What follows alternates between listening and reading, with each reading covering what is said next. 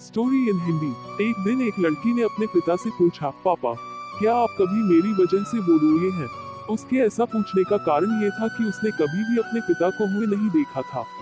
इस सवाल के जवाब में पिता ने कहा, हाँ, एक बार ऐसा कुछ हुआ था जब तुम्हारी वजह से मैं रोया था।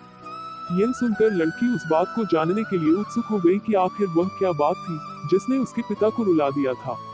इस उत्सुकता को शांत करने के लिए पिता वह किस्सा सुनाने लगा। बात उस समय है जब तुम 8 माह की थी।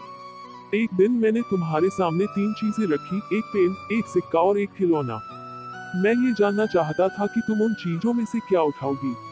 उनमें पेन बुद्धिमत्ता का प्रतीक था, सिक्का धन का और खिलौना मनोरंजन का प्रतीक था।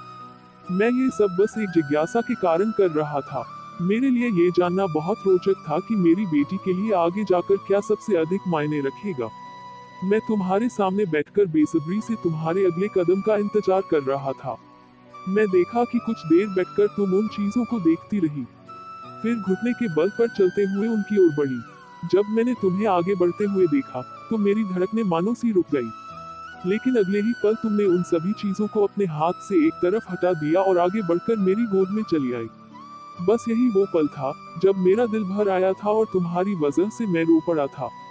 ये किस्सा सुनकर लड़की की आंखों में आंसू आ गए।